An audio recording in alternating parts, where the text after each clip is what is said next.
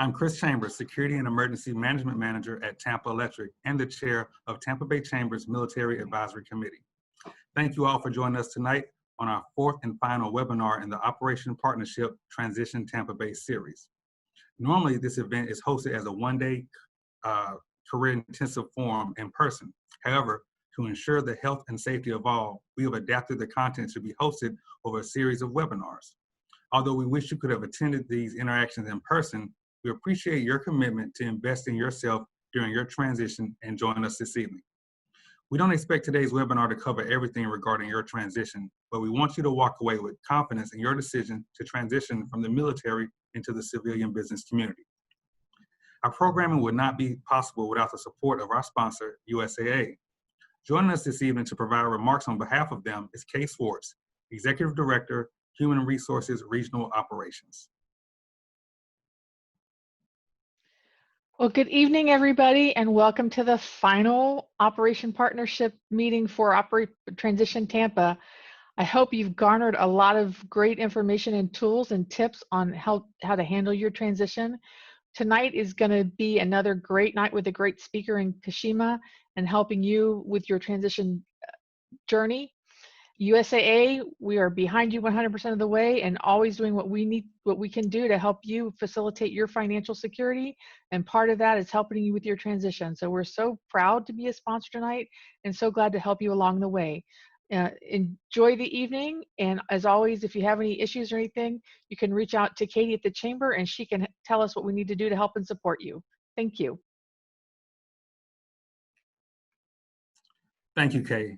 We appreciate USAA's support of the Chamber's military programming. Before we get started with our session, I want to encourage you to ask your questions during our sessions this evening by clicking on the Q&A button at the bottom of your screen. We will do our best to answer these live throughout the program as time permits. Our speaker tonight is Kishima Garcia, Executive Vice President of Human Capital and Strategies at Choir Professionals. Kishima served in the U.S. Air Force and was an Army spouse. She holds a master's degree in human resources management and is an advocate for transitioning military members and spouses.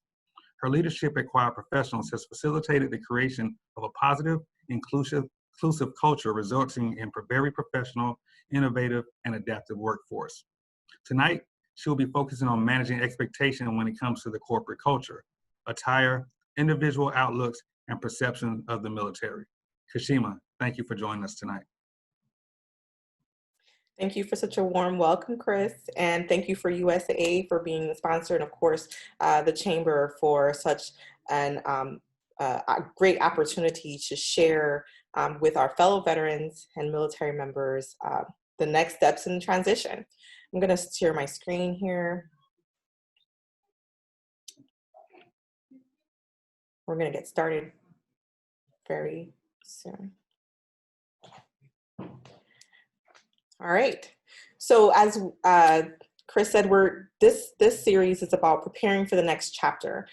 We've received quite a bit of questions from individuals who have been separating from the military. As we are a government contractor here at Choir Professionals, we see a lot of individuals who have transitioned, and I'm a transition member. Would it be to hear from someone who's actually been through it? Some of the things that we'll be talking about today are the 6 major areas of focus, or these are the 6 areas where I think is most important for individuals during the transition. Why are you getting out? Who do you know? What do you want to do? Where are you going to live? Where are you transitioning? When are you transitioning? And how are you going to manage these changes? A lot of the times we don't really think about all of the factors regarding transitioning because our goal is to just separate and do the checklist that they're asking us to do from the military. But it is a huge milestone, and it is one that everyone has to experience, whether it's voluntary, involuntary, whether you're retiring or just separating. So why are you getting out? Are you separating? Is it voluntary, involuntary? When I go retiring, voluntary, involuntary, maybe you hit your higher tenure. If you're separating voluntary or involuntary, Maybe you got, medically retired. Maybe you didn't expect, there's a life circumstance that occurred. You didn't really think that you were going to be separating after, 10 years of service, but you did. A lot of the times we remember why we entered into the military, but we don't really remember why we're getting out. It's important because there's a difference between if you've prepared to separate from the military or if you didn't prepare to separate from the military because this was something that was unexpected. What have you done to prepare for your separation from the military? Well, there's TAPS and ACAP, but they're not the only resource that's out there. Sometimes they're in only TAPS and ACAP, or whatever the various separation programs are in the military. I believe that those are the common two. And you are thinking, well, TAPS or ACAP is going to help me navigate my way through getting the information that I need. It is a great first step into understanding some of the areas that you're going to meet on the outside. When I say the outside, I mean the civilian world. But it's not the only thing that you should be doing. Use your network. You know a lot of people. And throughout the time in the military, you've met individuals who may possibly be able to assist you in your transition.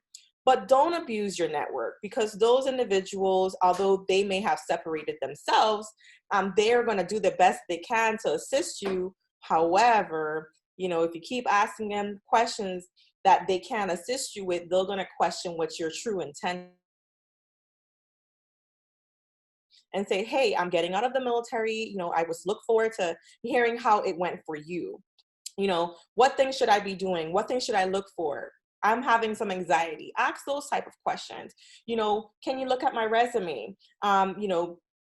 Just some basic information, utilizing your network. And also, when I say utilizing your network, that includes the people who are separating with you, because when you go to TAPS and ACAP, they're individuals who are going along the same journey just like you.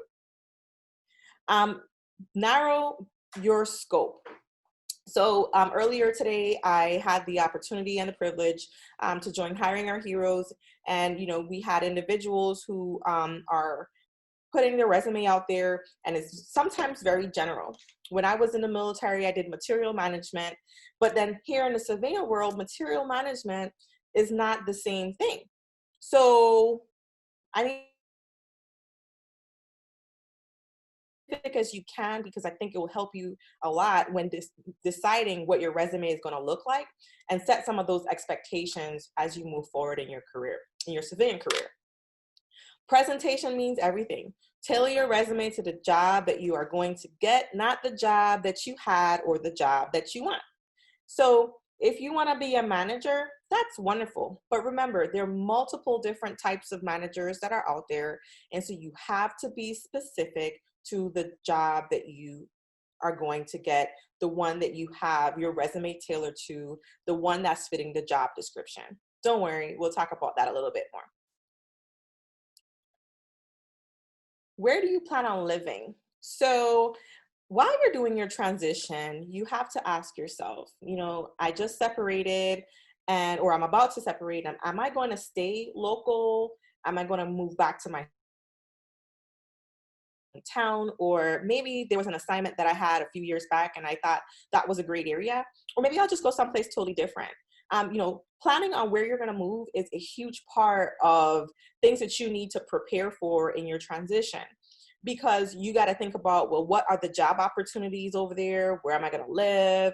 Am I going to, live close to the job that I'm going to get, or it doesn't really matter? Maybe I'm going to focus my house hunting on, where the best bang is for my buck. Where you plan on living is huge. And it is going to kind of help you set yourself up for success, because it kind of fast forwards a little bit into that finance portion. Remember, the year goes by fast. So make a decision that will maximize your free TMO move. I don't know if anything has changed, but normally, they give you a certain amount of time you can utilize your TMO, that last move back to, your home of record or equivalent. Now, you don't want to miss that opportunity to get your free TMO move because you decided to stay local and you've never really planned out what you're going to do. I'm going to let you guys know that if you have bounced from military station to military station, you've probably accumulated quite a bit of things. Now, when the military moves you, you don't seem to have a problem with that because you don't have to pay by pound. But if you have to pay for that out of your pocket, it can get pretty pricey. Now, next question to ask yourself is, are your finances in order? This is not usually a comfortable conversation for a lot of people, but I want you to think outside of the box. Are you going to take a break after your separation?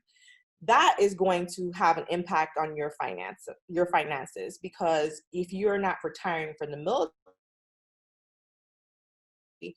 that retirement is a portion of your original paycheck. You're not going to get 100%. And if you take a break, maybe you have, some time that you've saved up and, you're going to be on terminal leave, and that's great. But then once you come back from terminal leave, what next? What happens if you don't get a job right away? Because you've kind of been focusing on separating from the military, you did that. Then you wanted to have a break for yourself, you did that. Now you got to get back out there in the market. And, not saying that anything negative occurred, but maybe you're waiting for that prime opportunity. And have you thought about what that's going to look like as far as, being able to maintain the quality of life or the living that you have, had? And this is just, we're being honest and realistic with each other, that you have to prepare for the unknown. So, have you prepared to supplement income if needed? What if you get an opportunity, but, it's not quite at that level that you expected? Maybe you have to start off as an entry level or a mid-level manager. And if that, your goal was to make a certain amount of money, let's just say you plan on making $50,000, but this particular job pays you $40,000. Are you prepared to supplement the money that you need to maintain your quality of living? And are you prepared for the unknown? Great example is what's going on right now with COVID. A lot of companies unfortunately had to lay off employees just to be able to maintain the business set. And those are things that occur, but if you separated from the military and you didn't think about, the way ahead and your financial wellness, this could be quite a bit of a shock. And so just remember, saving in the little areas can make a big impact. So, and you eat out a lot, maybe you don't eat out so much. Maybe if your spouse is also in the military, or if you have some friends, you will carpool to work. And this is just to prepare yourself to kind of have that nest egg. I say nest egg, but to have that income that that can help support some of the things that you want.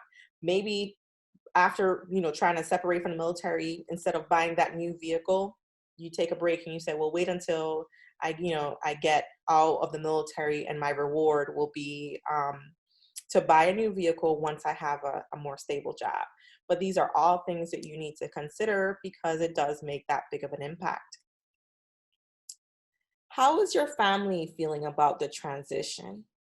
Share your journey with your family. You're not the only person getting out of the military, and you're not the only person feeling the anxiety. So, be to get support, of course, and communication. Having that open communication is very important to your family, to get them involved into what you're doing and what your plans are. And, do you plan on moving, and how is this going to make them feel? Because it's important. A lot of the times what we've seen is individuals who have separated from the military, they're so used to that op tempo, they're not used to sitting at home and, relaxing. So this can cause stress on both sides. Your spouse may not be accustomed to you being at home relaxing. And so, kind of creating that open sense of communication would be awesome. So just remember, you need to support your family by being present, and be supported to your family, because this is a transition for them too. What are your expectations of the civilian market? And, here are some things that you should ask is. What's guiding your expectations of the civilian sector? Are you ready to adapt to the responsibilities associated with the civilian sector? And have you done your homework? So when we go, what's guiding your expectations of the civilian sector? Have you done your independent research? Are you listening to friends who have transitioned? But everybody's experience is different, and that's important for you to know. And are you ready to adapt to the responsibilities associated with the civilian sector? One thing that I hear oftentimes is, I want to be a leader. I want to get out, I want to be a manager. Well, in the civilian world, generally managers have the knowledge of the position that they are filling. They just don't have the experience of being a manager, managing people. You got to be the subject matter expert. And so that doesn't mean that you don't have that knowledge, but maybe being the subject matter expert is supported with certification of that sort. So just a lot of things to consider while moving forward. Have you done your homework? Asking if you've done your homework is, have you looked into the variety of concerns and questions and things related to the job description? Have you done your research relating to the company? Have you done your research in general? Do you know what you're getting into? So here are a few tips. Be specific. Know the salary range of the job that you're going to get to. So we go back to, narrowing your search, because sometimes there could be a huge disparity in the difference between a specialist and an analyst. For example, understand the job description. Know that maybe you have managerial experience, but this particular job is not is asking you to be a worker bee. Find the right industry that suits you. I always say, get with a company that shares the same values that you have. Understand the expectations of the position, because there are a lot of times where the information may not be what you think it is. So if the expectation of the position means that you have to be the subject matter expert, well, in this sector, what does the subject matter expert look like? And learn from each experience. Just because you may have not gotten the opportunity at that particular organization doesn't mean that you're not a great fit. That just means that you may not be a great fit for them, but you'll be a great fit somewhere. So learn from each experience and take something positive away every single time. What is your very critical area that I always like to look into when saying what's your brand? Who are you? It actually took me quite some time to figure out, what I want people to know about me. How do I present myself? And when I present myself to you, what is the impression that you're getting? So when you introduce yourself to people, what do you say? Do you remember, do you use your rank first? Hopefully not. Are you accustomed to having people call you by your first name? All the things that we're sharing with you is about getting you comfortable being in your own skin. You have always been there. The only difference is you're taking the uniform off. So do you have a business card? So if you do happen to meet someone who can give you an opportunity, how can they contact you? Your information with them, and what would be the most professional way to do that? What impression does your physical appearance say about you?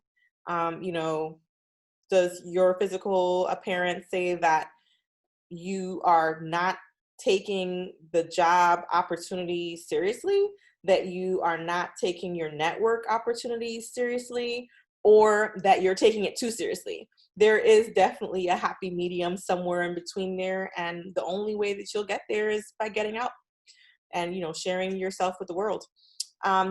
If you don't take yourself seriously, why should anyone else?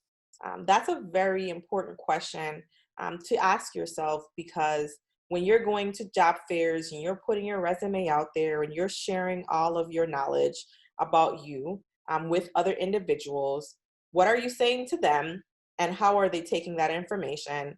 And like you're not interested, because if you seem like you're not interested, 9 times out of 10, that's exactly the message that you're sharing. Practice makes perfect. Practice interviewing, practice tailoring your resume to the job description. Most important, practice humility, practice relaxing, practice showing your personality, and practice your authentic elevator speech. The more you practice, the better you'll become. So when you are sharing with individuals who you are and what do, think about doing it in 30 seconds or less, because, well, I say 30 seconds or less. I can talk to a pole, I've been told so many times, but if you're on an elevator and you have to introduce yourself and tell someone what do, what is going to grab their attention to give them that opportunity to give you a call back? Or to grab your card and say, oh, I'm interested. Authentic, meaning your personality is shining through elevator speech. Don't sell yourself short. You're talented. Understanding what is required makes it easy for you to set your expectations for your new chapter. I want to be an aircraft mechanic in the civilian world. And I need to have all these certifications. Although I have the experience from the military, they don't equate to, I'm just using an example, I don't know. They don't equate to the same certifications that may be specific to a particular airline carrier. So, set your expectations by doing your research. That is probably the most biggest thing, because once again, all this experience that you have is wonderful, but can you relate that experience? Can you relate that experience to something that is going on currently? Sometimes you need a stepping stone to prepare yourself for the job that you want. Now, if I want to be a manager in an organization, maybe I need to learn how to be, a follower first, because that's kind of the same thing the military gives you the opportunity for.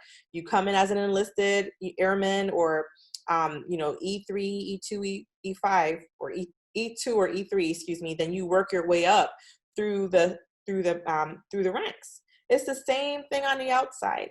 Now, that doesn't mean that you don't have the experience, but sometimes that means you may have to take a step back to take a step up. Don't discredit networking. Just add people on LinkedIn is not enough. Personal connections are what is going to truly get you favor. And degrees and certifications mean,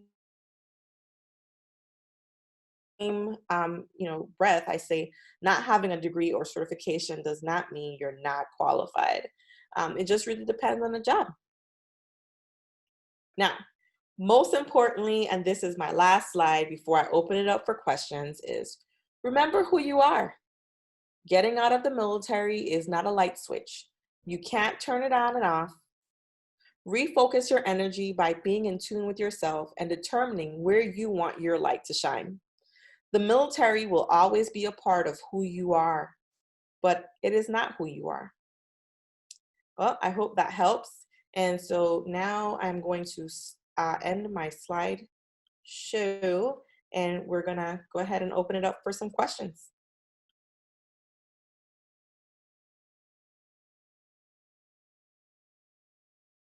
Okay, so one of the things that questions about, honestly, a lot of the times is, should I be negotiating my salary? That goes back to doing your market research, making sure that you understand the position, you understand the requirements of the position to include what the pay range is. Now, people say, well, what's that market research look like? Well, that market research could be honestly as simple as doing a Google search and going on, payscale.com, salary.com, Glassdoor, and the local area, based on the local area that you're in. So if you're looking for a particular position, then you'll say, okay, well, I'm going to look for this position in the Tampa Bay area, and how much does that pay? And that's a great place to start, just to kind of get an understanding Another great resource is, making sure some of the job descriptions that are out there would say that how much the position will pay. So kind of just pay attention to that, know your worth, but also know that not every employer is going to lowball you, although some of them will, and they're expecting you to negotiate. Just some additional questions that sometimes are asked is, I don't have a degree. Does that mean that I do not meet the qualifications for the job? If you're looking at the job description, just kind of look at the things that are required and the preferred. Preferred does not mean required. Preferred means that it would be nice you need to have. Some organizations may accept job time over education or a mix of both. And so it's important for you to know, once again, what those expectations are. A lot of the times also, let's just say you get that job interview and you're like very excited, what do I do? How do I dress? Where do I go? As another, great thing to consider. Once again, just kind of be yourself. Think about how you are going to, present yourself. Are you, you want to make sure that you have your personality shine through. And if you're nervous, that's why practice makes perfect. If you're nervous, you might not have, you might not feel as comfortable because you are concerned about, if this company is seeing your true self. Earlier today, someone had shared with me, I guess what would be kind of a fact, where usually within the first 5 minutes of an interview, they kind of get a sense of your personality and if they think that they like you to be a part of their team. Now, with all that being said, I would say it's probably true based off of how your demeanor comes off and all that stuff. The true thing is that when you are going to an interview, remember your resume got you to the door. Your personality is going to get you the job. And of course, your experience too. You're going to be experiencing behavioral and situational questions. And the behavior questions would have to do and the situational questions have to do with, do you know what you're doing? And how do you approach making decisions? And how do you approach doing your job? And that's important too.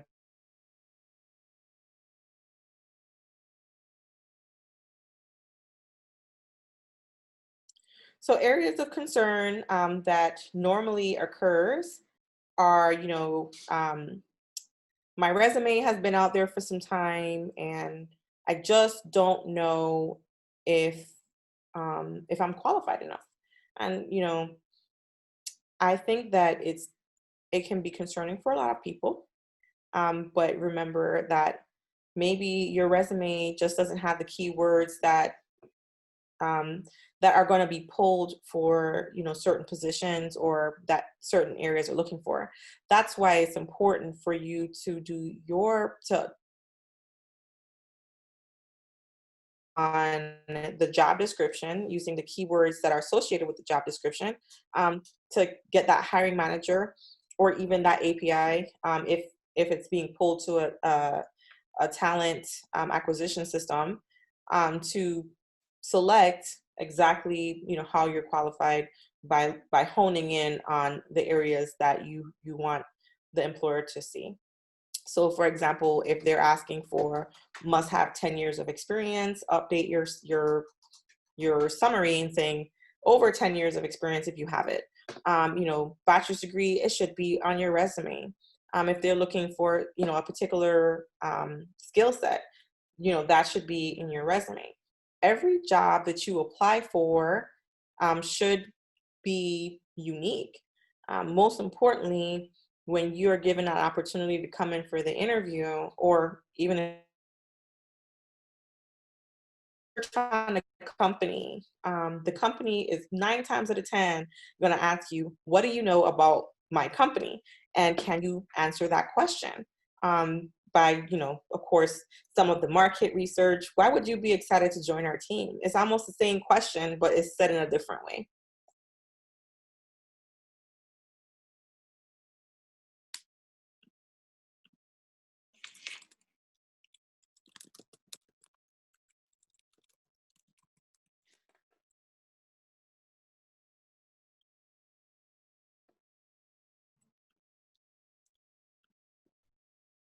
All right. So I think I'm just asking for some additional ideas. Anybody who has anything that, has kind of been lingering, even if it hasn't been, shared on any of the panels questions, is even from a hiring manager perspective. Awesome. So here's a question about, how would you be able to highlight your military experience during an interview? So, I know a lot of the things that I had said earlier was, the military does not define you, because you are who you are. That's awesome. But the military is still a part of who you are. So I would say focus a lot on the skills that you bring to the table, but also remind your interviewer, yes, you served your country and you served it well, and you're very proud of that. And through that, these are the things that you've been exposed to and how you've managed people. But, surely bring it to an area where they would be able to relate. The goal is to relate. Even in the past, we've seen individuals, it's not like writing your EPR or NCOER, your performance evaluation, and you go, okay, manage over 300 people. In a lot of organizations, they might find that intimidating. So, keep it realistic. When I say keep it realistic, keep it relevant. A next question is, do you find veterans having a difficult time adjusting to corporate life, and advice for integrating into the corporate culture? Great question. Well, so Chris is laughing at me. It depends, right? It really depends on the organization that you join. Here at Quiet Professionals, we'll hear people say, well, it feels like home. Well, it feels like home here because we have about 9, either retirees or veterans or people who are in the reserves, and so we kind of have that air of familiarity. We're asking people not to tailor their resumes because we want to see the raw data. But at the same time, when it comes to corporate positions, where maybe you're applying for a financial analyst position, we're still expecting you to tailor your resume and even your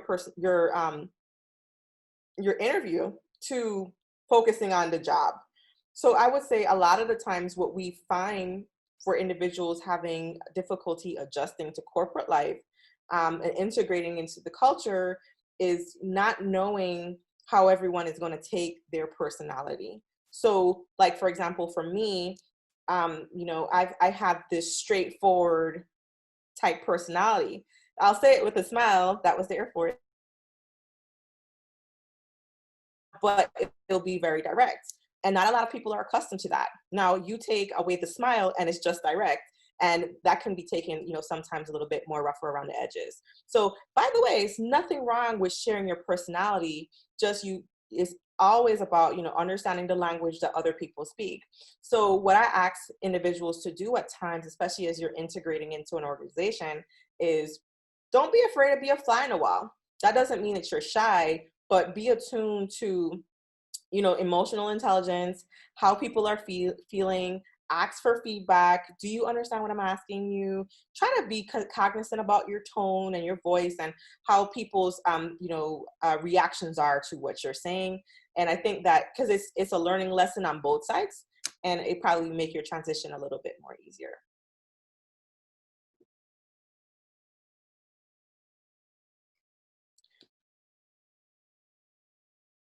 So I think there's, a few last things that we probably would want to share just to make sure that everyone is, feeling good about their transition is, remember that a lot of employers don't understand the military language. So when you go, I was a section chief, what does that mean? When you go, well, I was in a Ranger battalion, what does that mean? Which it doesn't take away anything from who you are or what you've done. You just have to find a unique way of explaining how that particular job can be broken down and it relates to what you're doing now or what you want to do now. I think that there's quite a bit of opportunity that's out there, and a lot of employers actually appreciate as they're dedicated and they actually want to do work and they find value in team work and effort, and so you'll see certain individuals punch clocks, as they would say. A lot of the time I'm one of them, but I'm running everybody else out of here by 5 o'clock saying you should go home, and then they're telling me the same thing. So there's a lot of value that's brought to being a military member or even a military spouse. Let's not take those things off the table. So for military spouses, my advice to you as you go out there and you search the industry and the sector for new opportunities is remember, you weren't always a military spouse, and you're an individual too, and you have skills, and the military also does not define who you are. So if somewhere along the line, practice your speech. If somewhere in your 30-second,